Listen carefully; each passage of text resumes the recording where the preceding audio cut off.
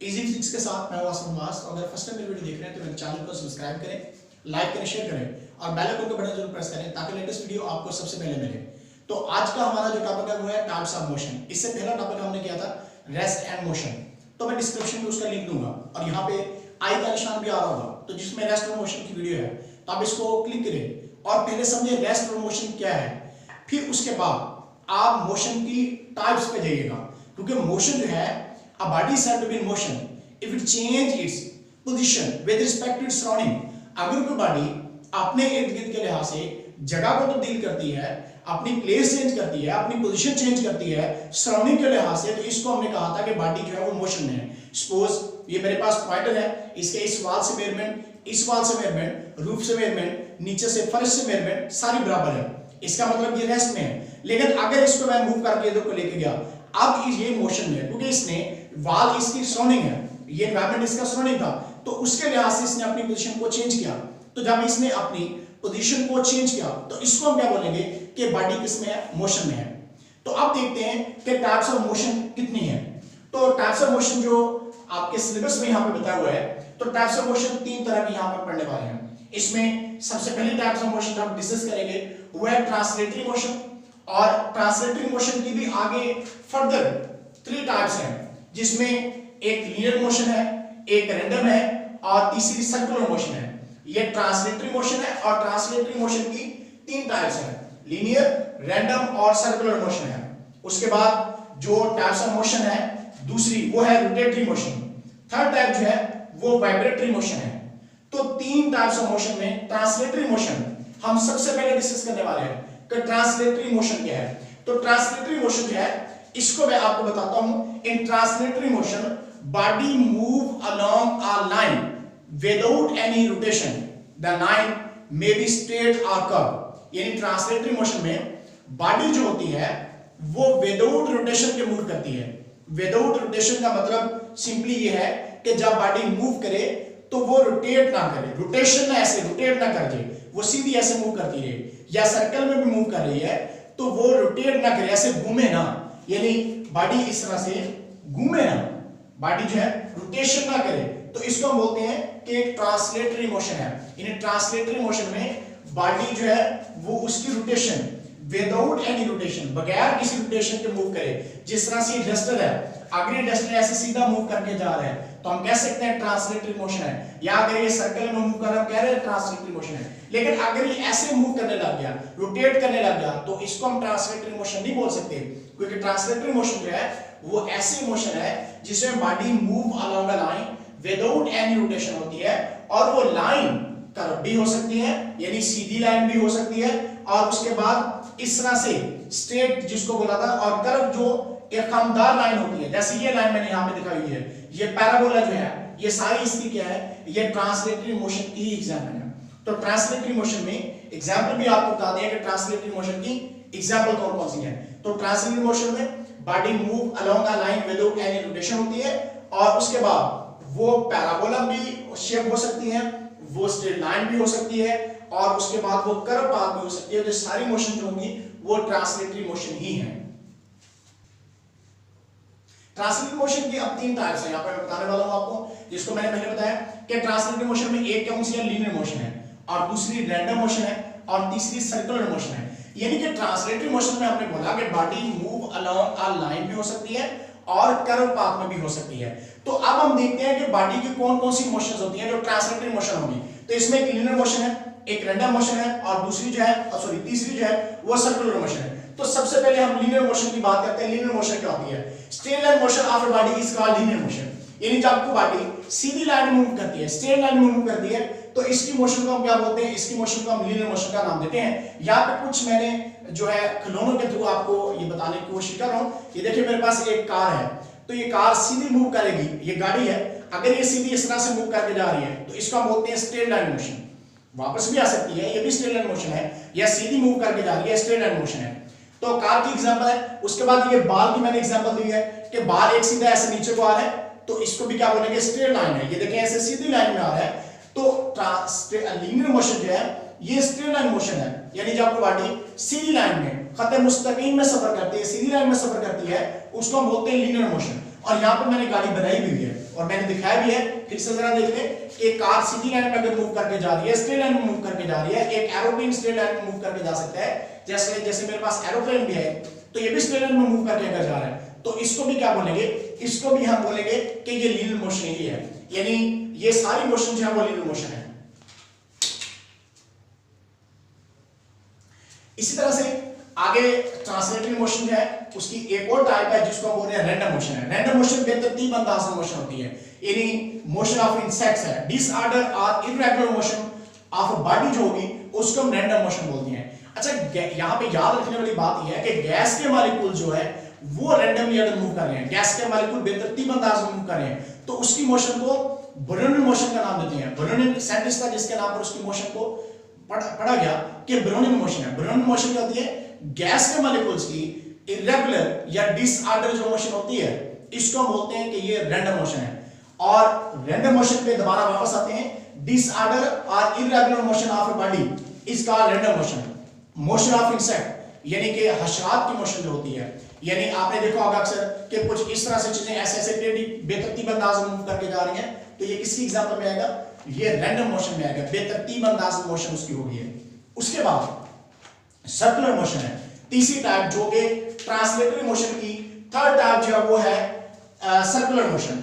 तो circular motion कौन सी motion होगी कि when a body move in a circle, जब कोई बॉडी सर्कल के अंदर, दायरे के अंदर घूमती है उसको हम बोलते हैं circular motion.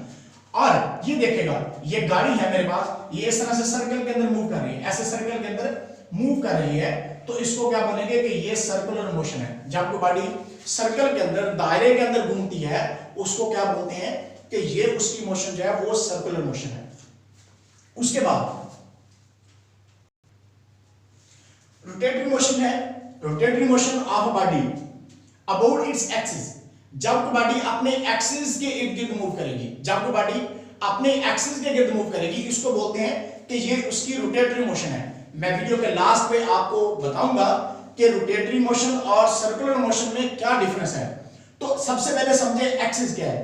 A line around which a body rotate is known its axis, यानी एक्सिस वो लाइन है जिसके इर्द बॉडी क्या करती है, मूव करती है। आप देखिए यहाँ पे ये पॉइंटर इसका टिप यहाँ पे मूव करवा रहा हूं तो ये अपने एक्सिस के गिर्द मूव कर रही है।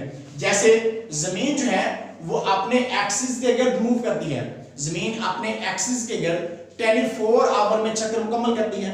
तो जमीन की ये मोशन जो होती है इसको हम रोटेटरी मोशन का नाम देते हैं, इसको हम रोटेटरी मोशन कहते हैं, जिससे दिन और रात आते हैं। और जो जमीन जो है सर्कुलर मोशन भी जमीन की है, इन्हें जमीन और एक तो सर्कुलर मोशन है और एक स्पिनिंग मोशन है। तो सर्कुलर मोशन में जमीन इस तरह से भी घूम रही है, यानी ऐसे सन के इर्द गिर्द क्या कर रही है, मूव कर रही है। तो जिसकी वजह से क्या होता है, मौसम में चेंज आती है, मौसम तब्दील होते हैं। जैसे गर्मी है, सर्दी है, तो जब गर्मी होगी, सपोज हम कहते हैं ये सन है, ये सूरज है और यहाँ पे जमीन जो है वो मूव कर रही है इस तरह से सर्कल के अंदर। अब जब जमीन का जैसे सूरज के करीब गई तो डेफिनेटली फिर क्या होगी, गर्मी आ जाएगी। इस तरह से जब ये जमीन इससे दूर जाएगी, यहां पे आ जाएगी, तो फिर मतलब क्या हो जाएगी, अब सूर्य की रोशनी कम होगी तो सर्दी आने लग जाएगी। तो इस तरह से मौसमी तब्दीली जो होती है वो जमीन के सर्कल में मूव करने की वजह से आती है, जमीन की ऑर्बिट के इर्द गिर्द मोशन की वजह से। जो सर्दी, गर्मी, बाहर खजा जो मौसम आते हैं वो इस वजह से आते हैं। लेकिन दिन और रात जमीन की रोटेटरी मोशन की वजह से आती हैं, जमीन की स्पिनिंग मोशन की वजह से आते हैं।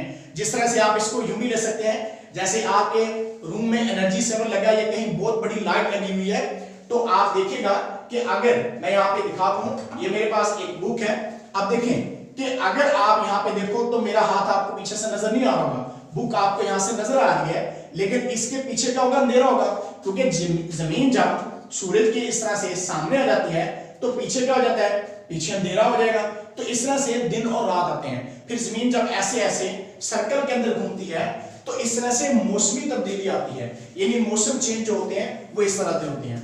बहरहाल तो अब हम रोटेटरी मोशन पे वापस आते हैं कि रोटेटरी मोशन क्या होती है कि जब कोई बॉडी अपने एक्सिस के गिर्द घूमती है तो इसको हम रोटेटरी मोशन का नाम देते हैं। यहाँ पे मेरे पास एक टॉप है, एक लट्टू है, तो एक लट्टू की मोशन क्या होती है, आपने देखा होगा अक्सर लट्टू ऐसे घूमता रहता है, अपने एक्सिस के गिर्द ही घूमता रहता है, तो इसकी मोशन को हम क्या बोलते हैं, इसकी मोशन का हम रोटेटरी मोशन का नाम देते हैं।